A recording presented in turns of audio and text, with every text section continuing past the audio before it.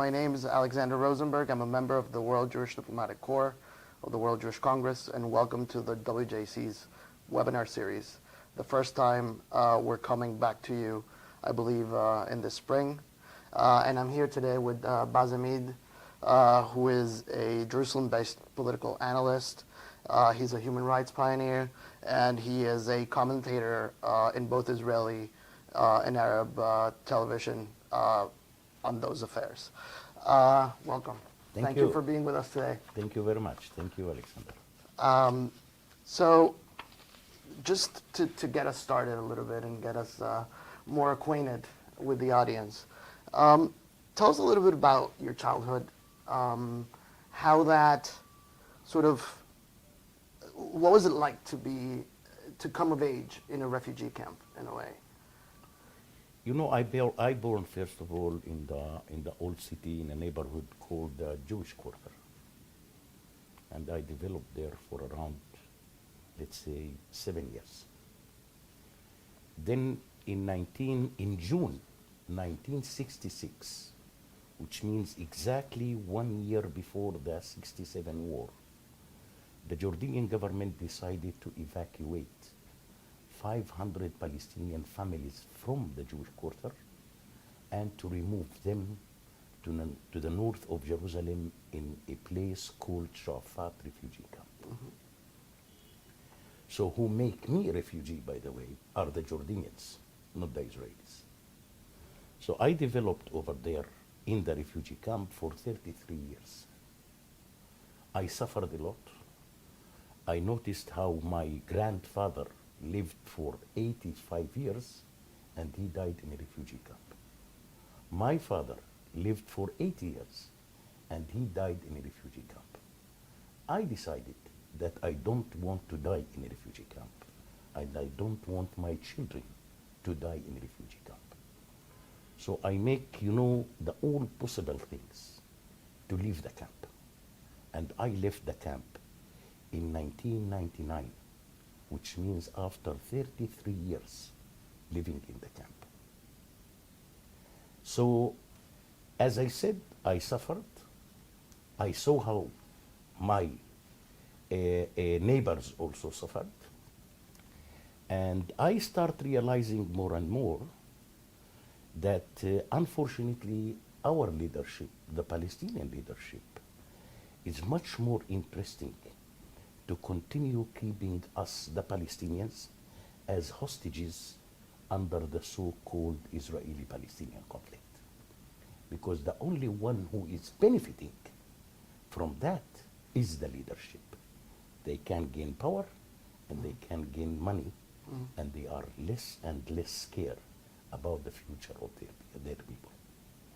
Look, since the Oslo Agreement until today, in 1993, what the Palestinian Authority really did to the Palestinians. If you will come to any ordinary Palestinian today and asking him, how was his life before Oslo and after Oslo? Everybody will say that after Oslo it's getting worse and worse. And I think that the majority of the Palestinians these days, in my opinion, are people who are seeking dignity rather than identity. I used to teach my Palestinian colleagues, especially in the refugee camps, that homeland is not the place where you're born. Homeland is the place where you can get dignity, justice, and freedoms. Any country around the world who can assure me these three important issues, I have no problem to be considered as their own citizen. I tend to agree. Now, moving on, and stemming from that, and from your experiences as a child and moving on to your youth, and as someone who was part of sort of an Intifada, could you compare that, and could you compare sort of what was happening and what the Intifadas have achieved as a means of struggle with the current means that are being used by the Palestinian leadership to perhaps one day achieve Palestinian statehood? and how effective do you think one is against the other, and what do you think they should be proposing, if anything, different? See, I am a person who almost witnessed, let's say, let's call it the two intifadas. The first one, which is started in December 87, and the so-called Al-Aqsa Intifada, which started in September 2000. There is a huge difference here between the both, let's say, and unfortunately, the second Intifada became more and more violent, let's say much more than the first one. I think that the Israeli public opinion during the first Intifada shows a real sympathy towards the Palestinians. I know the very good cooperation which used to be between the Palestinians and the Israelis. I remember when a Palestinian newspaper during the first Intifada wanted to publish an article, and that article has been trashed by the military censorship. Then the Palestinian journalist sent the article to the Israeli journalist, and the Israeli journalist published it in one of the Israeli newspapers, and on the next day, the Palestinian newspaper used to translate it from Hebrew to Arabic and to publish it. I notice it's such kind of cooperation. I think that our situation in that time was much more better than it is today. I remember, also the cooperation between the civil societies, the Israelis and the Palestinians, how the Israelis used to go and to visit so many places in the West Bank and in Gaza Strip during the first Intifada. Which Israeli today can visit the West Bank or Gaza Strip during the second Intifada? No one. And I think that that's very sad, because if I want to make peace with the Israelis, I think that the Israelis are the only one who deserve to come and to visit me and to look into my own situation. Not the Americans, not the Europeans. But unfortunately, it looks like to me that the Palestinian Authority is against any kind of a civil, let's say, cooperation between the Israeli civil society and the Palestinian civil society. And this is unfortunately one of the major things which almost increased the hatred and the violence between the Israelis and the Palestinians. So, as part of that, how do you compare the political means that they're using, that the Palestinian Authority on the one hand and Hamas on the other have been using? How do you compare it with BDS? How do you come to start comparing an Intifada, which is in essence a violent struggle in a way, with these means, and which do you think is more effective, or do we need to move on to something different? See, I didn't see right now neither the Fatah, nor the Hamas, nor even the BDS will be effective on the situation or will improve the situation between the Palestinians and the Israelis. Unfortunately, if we will take the Fatah and the Hamas right now, there is a kind of a huge competition. Who is going to practice more violence towards the Israelis? Not only the Hamas, by the way, but I think that since October 2015, also the Fatah become a part of the so-called, a military resistance. I think that most of the Fatah people right now believes in the military resistance rather than in the peace resistance. And this is how we can see, in the West Bank, from time to time, a very tragic, let's say, incidents happening here between the Israelis and the Palestinians. Now, on the other side, I didn't see that the Palestinian Authority right now in the West Bank trying to put any kind of efforts in turn to decrease the violence which comes out from the Palestinian side towards the Israelis. When somebody is stabbing an Israeli and let's say killed by the Israeli army, Then the Palestinian president inviting his family, declaring on the murder, as a martyr, giving them between $3,000 to $4,000, and then we'll have a kind of a monthly salary from the Palestinian Authority. I think that in such way, you are trying to promote and to encourage the violence against the Israelis. I think that what the Palestinian Authority is doing today, that they are trying more and more to sacrifice their own people towards the situation in terms to gain power and to gain money. And this is unfortunately the same thing towards the Hamas. I remember, the 2014 war in Gaza. I remember that in the middle of the war, I wrote an article, and I said it very clearly, that the Hamas using their own people as a human shield. I didn't wait for the Amnesty International or for the Human Rights Watch to put a report a year after the war. I was in touch, daily with Palestinians in Gaza, and they told me horrible stories, what the Hamas really is doing. So in my opinion, the both sides right now, the Fatah and the Hamas, trying to sacrifice more and more their own people in terms to obey, let's call it a kind of a foreign agenda. I don't see that the Fatah is really trying more and more to be restricted to the Palestinian interests. I didn't see that the Hamas trying more and more to be restricted to the Palestinian interests. Both of them are acting towards a foreign agenda, and those foreign agenda will never ever improve the daily life of the Palestinians. When you say foreign agenda, though, are you referring to these two sides of the same sort of party being proxies for somebody else, for a foreign power? Of course. If we will look to the Hamas, what is the political agenda of the Hamas? Is to continue disturbing the internal Israeli security. Who asked Hamas for such kind of purpose? Of course the Iranians, of course the Qataris, of course the Turkish.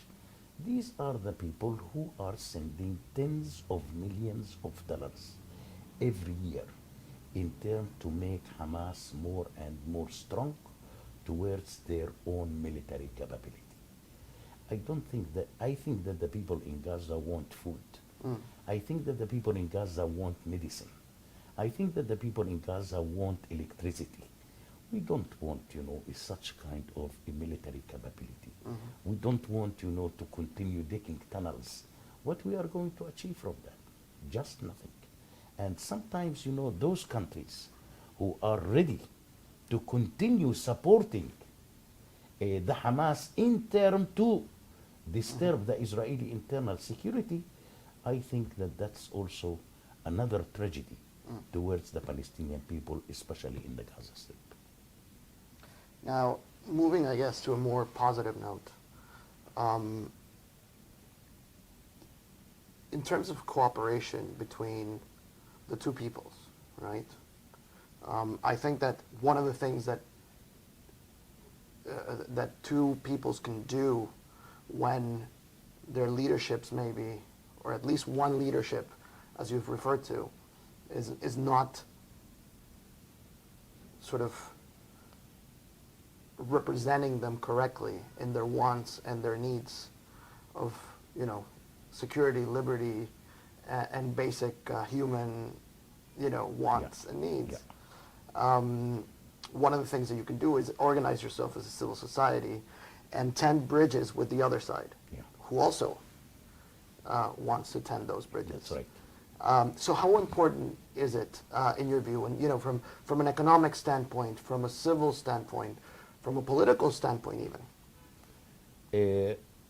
I think first of all that the majority of the Palestinians these days almost lost the trust in their own leadership.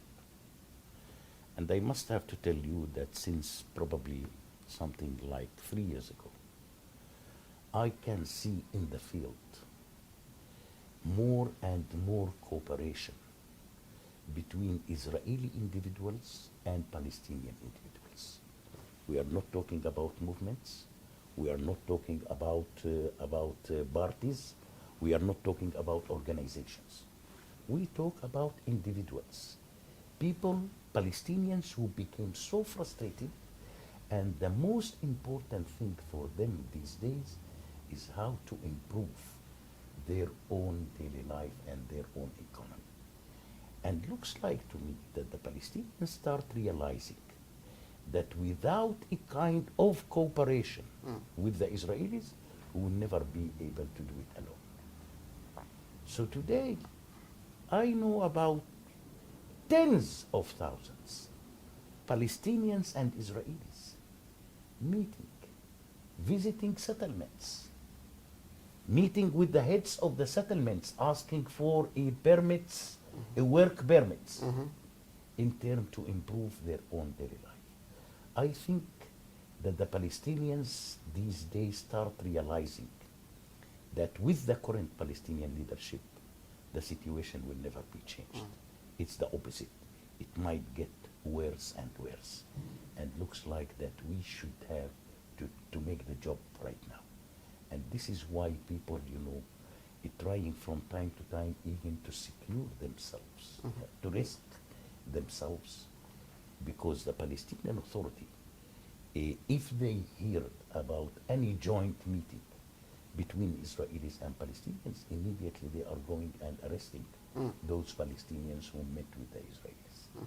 So people a little bit scared, but in the meantime, people said, listen, if I am not going to defend myself, nobody is going to defend me. So let me do it. I know how much it is risky to go to a settlement, to go to a settlement and to meet with the heads of the settlements over there and to ask for a working permit. Correct. Why? Because I have children that I want to secure their future. I think that is such kind of meetings. I personally attended many joint meetings between Israelis and Palestinians, even in the settlements. And we took pictures and we put it on the Facebook. Let the Palestinian Authority do whatever they want. I am much more care about my people rather than about my leadership. I lost the trust in my leadership. At least how I can improve the situation of my own people, I think that this is exactly the message that I am trying to deliver around the world. How to improve the economic situation of the Palestinians. And how effective do you think sort of these attempts of setting companies on both sides of the border have been?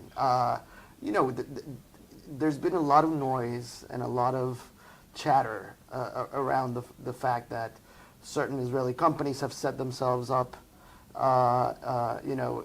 in what would be the settlements, the employees that they have, how they have improved the situation of their employees, and the opposite, I think, should be correct as well. Yeah. If there is a Palestinian entrepreneur that wants to set up his own company in a place in Israel, where he thinks it would be more effective for one reason or the other, he should do so, and he should do so with the cooperation of the Israeli government and the other Israeli entrepreneurs. So what do you think about that? See, when it comes towards companies, I think that you need the leaders and you need the governments for such kind of things. Because you couldn't create such kind of company, let's say in the West Bank, without to get, the all relevant documents, which is from the Palestinian Authority. Now, if such kind of companies are going to be in a cooperation with the Israelis, immediately the Palestinian Authority will reject it. Immediately they will reject it.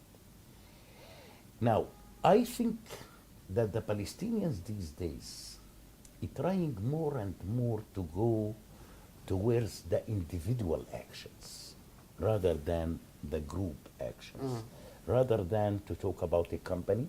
But maybe if we will succeed to meet with the head of Efrat, municipality as an example, and to get 10 working permits Right. for some Palestinians who are living in that area, I think that that's a huge achievement. That's a huge achievement for myself, for the head of the settlement, and for those Palestinians who succeed to get their own working permits. So to talk about companies right now, I think that it is very early.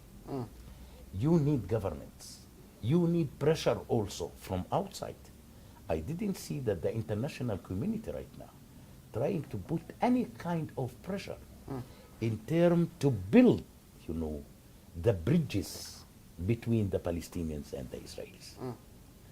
It looks like, each leader today, especially in Europe, is standing and start singing for us the so-called two-state solution. Two-state solution became as a kind of slogan. No more and no less. I didn't see any one European country these days, since 10 years ago until today, that they are trying to be more serious and to build the bridges between the Israelis and the Palestinians in terms to reach the two-state solution. So I think that it's probably even early to talk right now about the two-state solution. In my opinion, the economic issue is much more important than the political issue. I am a person who believes that a good economy, it probably will pave the way towards a future peace between the Israelis and the Palestinians. And I am a person who believes that if we will succeed to increase the Palestinian economy, then 100% we will succeed to decrease the Palestinian violence. So on that note, don't you think it's a little maybe cynical on the part of the leadership of the Palestinian Authority and maybe even Hamas to pursue the BDS agenda when this is exactly what you're saying? The economy is what's going to save us. The economy is what's going to build our capacity.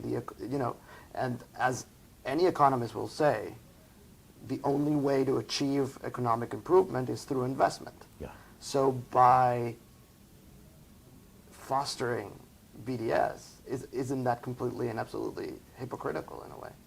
See, I think that the BDS, sometimes I'm wondering as a Palestinian, whom authorized the BDS to speak on behalf of the Palestinians? Whom authorized them? I think that the BDS are people who used to be jobless and they found a long-term jobs. Because the Israeli-Palestinian conflict is not going to be solved at least in the coming 40 years. So these people at least can guarantee their jobs. Sometimes I'm wondering, those who are supporting the BDS, what they are going to achieve. Imagine that the budget that especially Europe is giving to the BDS, imagine if that budget will be spent or invested in the West Bank and in the Gaza Strip. Imagine which economic prosperity we the Palestinians are going to achieve. By transferring money to the BDS, I think that we are the Palestinians the losers, not anybody else around the world. And I think that the BDS today is hurting the Palestinians much more than the Israelis. I don't want again to take the example of the SodaStream. The SodaStream, I met with one of the co-founders of the SodaStream recently. And he said, Bassem, I must have to tell you that thank you, BDS, that you moved us from the West Bank to the south of Israel. I said, why? He said, because the yearly income today of the SodaStream is 3 times more than it used to be in the West Bank. So who is the loser here? The losers are the hundreds of Palestinian workers who lost their jobs. But the SodaStream is functioning. More money today they have. More export they have. and looks like wonderful for the SodaStream. So what the BDS almost achieved from closing the SodaStream in the West Bank and moving it to the south of Israel. I don't think that that's can be considered as an achievement for the BDS. And I think that all of the countries today, especially in Europe, should have to be aware how the BDS is really affecting only the Palestinians much more than affecting the Israeli economy. And I think looks like to me in Europe these days, governments especially and parliamentarians start opening their eyes towards the BDS. I don't want, to take the Swiss parliament as an example, who prohibited any kind of financial support to the BDS. The Swiss parliament, 6 months ago. I think that there are some other European parliamentarians right now who are really trying to fight very strongly against the BDS.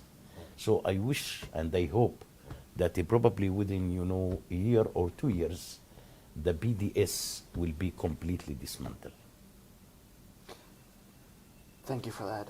You spoke before, by the way, about sort of the incitement and the payments that families of certain terrorists receive.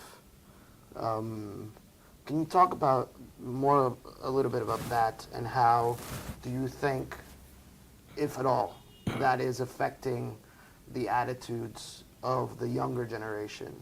How do you think an environment where terrorism is glorified and even rewarded financially brings up children? What are the attitudes that these children are now having? Yeah. Because I personally am particularly worried that is going to be something that's going to continue onward with time. Yeah, unfortunately, I think that it is a very important topic right now. And if the Palestinians are not going to be enough aware towards it, I think that will cause a huge damage to the reputation of the Palestinians. Sometimes when I am meeting with some youth Palestinians in the West Bank, people said, listen, I have no job.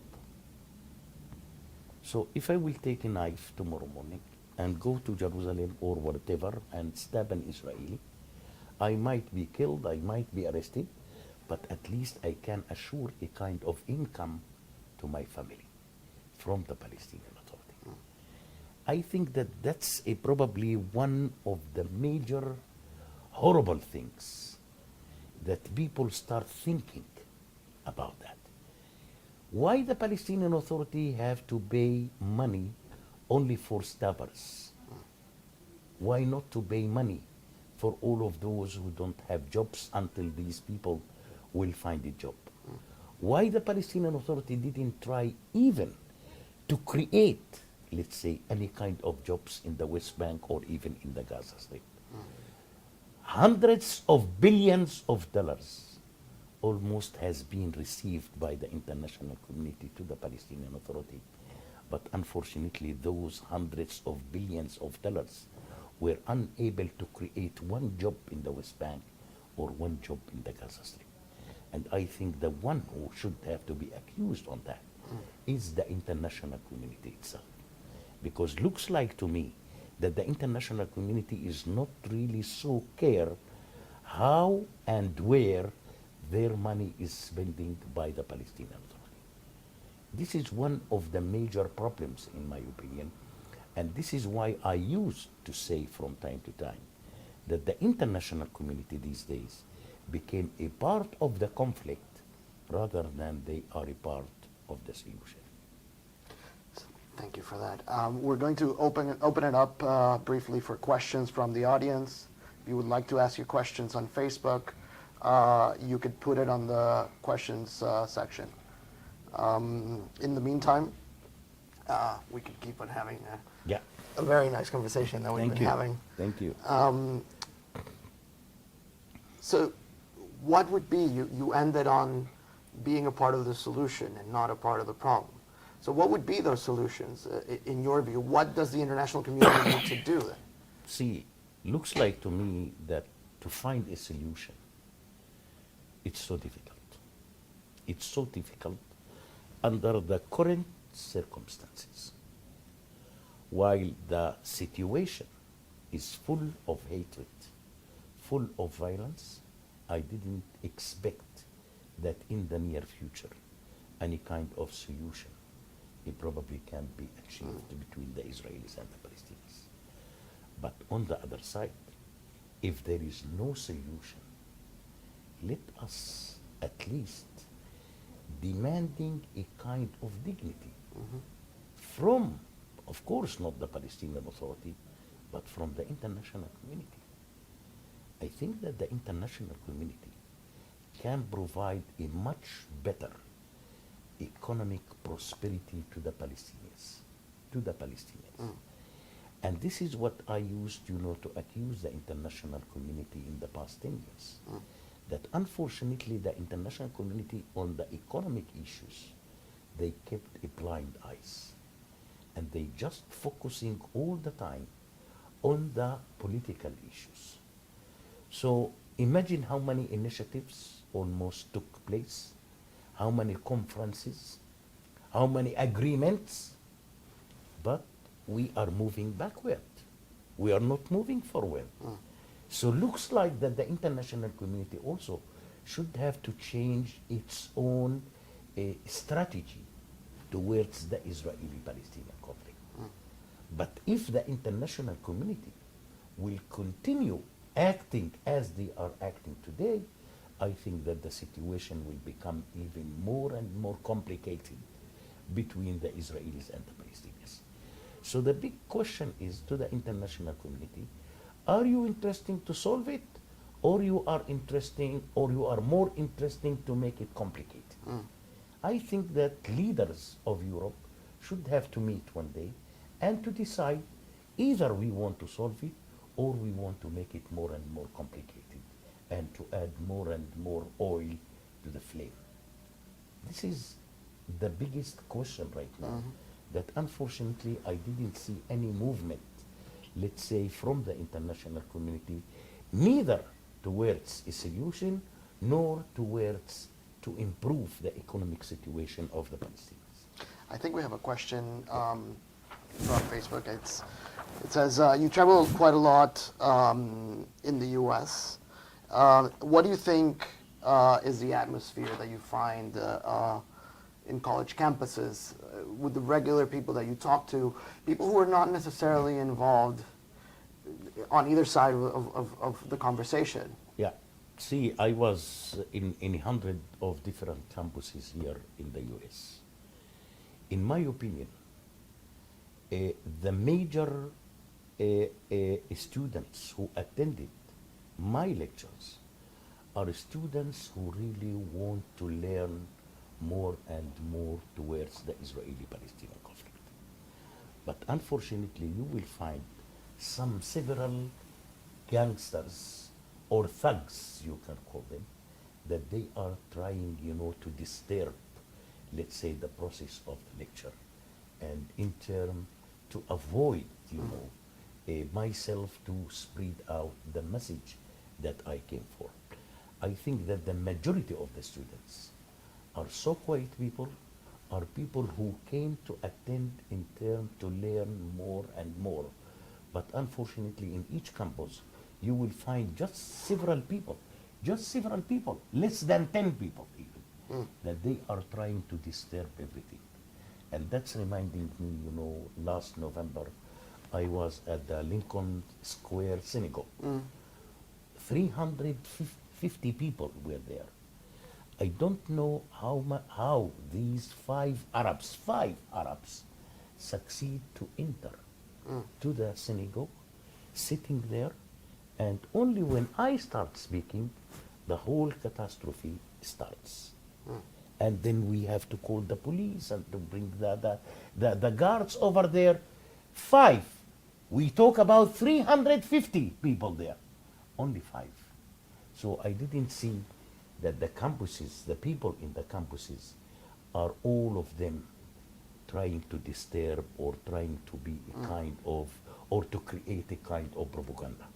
I think that we are talking about just several people who are trying to disturb, such kind of lectures. And that's on campuses, and that's very unfortunate. Yes. But what about people on the street, that may recognize you from an interview and want to ask you a question? Yeah. What kind of a reception and what kind of an attitude do you get from people that are not, See, I think, in my opinion, I'm feeling so happy first of all, that I am coming, for several times here in the U.S., meeting with campuses, with synagogues, with churches, by the way. And I think that people like the ideology, let's say, that I am trying to explain towards the Israeli-Palestinian conflict, because this is something which is very strange, which unfortunately never ever been reported in the media. As you know, the media trying to highlight Israel and to hide the Palestinians. This is how the media, unfortunately, in the US and of course in Europe. And I think that while I am still receiving more and more invitations to come and to speak, I think that the meaning here is that you have a very important message. I must have to tell you that 2 weeks ago, I was in the Bundestag in Germany. I was at the Ministry of Foreign Affairs in Germany. I was at Merkel's office in Germany. And I met with a very, let's say, experts from these 3 different offices on the Israeli-Palestinian conflict, and everybody heard me just like the idea how I am presenting it. So I think that it is not only campuses, it is not only the United States. Now looks like that some other doors in Europe start open towards the message that I am delivering almost, let's say, around probably 5 years. That's very fortunate. I believe we have another question from Facebook, and it's, what are your current projects? What are you devoting your time on a day-to-day basis? I don't have really any kind of projects here. I am a person who would love to continue spreading out, let's say, my message. This is the only thing that I am doing. If I am traveling or I am staying in Israel. In Israel also there is a lot of work, a lot of foreign groups, a lot of pastors who are coming on visits over there, that they invite me to come and to speak, and sometimes to take them for a tour to the West Bank and to show them exactly what is really going on over there. And it is not so dark as the media trying to present it. There are also a lot of good things and enlightened things there in the West Bank that people can enjoy. I think that it is a very important message, and I am really very satisfied, and I am really very proud that I succeed to push more and more towards the economic issues of the Palestinians. So on that note, and you and I both agree that, as James Carville once said during Bill Clinton's campaign, it's the economy, stupid. Yes. Why do you think there aren't more voices like yours I think that pushing for that? I think that there is a lot. In my opinion, there is a lot. But people are scared to speak, let's say, loudly, as I am doing. I'm a person who paid a huge price for my impunity. Don't forget that I was arrested by Yasser Arafat in January 1996. But I was so lucky that I kept in jail only for 25 hours, because the only one who involved in my release in that time was the former U.S. Secretary Warren Christopher under Bill Clinton administration. So imagine the involvement of Warren Christopher in my release. That's almost gave me a huge impunity. And not every Palestinian today has the same impunity. So people between themselves are even much more critical than I am towards the Palestinian Authority. But people are still afraid to do it publicly. I am meeting with a lot of Palestinians in each Palestinian city, in each Palestinian refugee camp, and I know exactly what is the feeling of the Palestinians towards their own current leadership these days. So do you think there is sort of a spiral of silence in a way, that the fear instilled? So on the one hand, we just talked about it, on the one hand, they prop up with money and recognition certain people, and on the other hand, you know, they handle other people in very many different ways and instill fear, maybe, in some people. Unfortunately, this is the Arab regime. This is what you can see in each Arab country, by the way. Not only under the Palestinian Authority or under the Hamas. Also in Egypt, in Jordan, in Sudan, in Iraq, in Syria, in Algeria, in Tunisia, in Morocco. It is the same. Sometimes I used to say that we the Arabs, and mainly the Muslims, looks like that we have a big problem in our culture. And looks like that we the Muslims and the Arabs should have to work more and more in terms to develop such kind of culture. You know, we stuck here between the religion and the culture. We just stuck. And that's exactly what our leaders want us to be stuck in between the culture and the religion. And this is, in my opinion, one of the major problems, because I am a person who believes if the Arabs want to change their situation, they must have to develop their own culture. Without developing the culture, they will stuck in the same place for further notice. And as you say, Islam is a religion of peace fundamentally, right? Unfortunately, I think that the problem is the Muslims rather than the Islam. I think the one who is harassing the Islam these days are the Muslims. Not the Jews, not the Christians, not anybody else.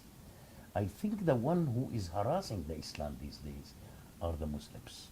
And I think that ISIS can be a very good example how these people are really causing damage to the reputation of the Islam. And on that note, I want to thank you for the interview. Thank you. Thank you. It's a Very pleasure. informative and illustrative. Thank you very much. Thank you for everyone who joined. Thank you. And thank you for your questions. We hope to meet you next time on the next webinar. Thank you. Great.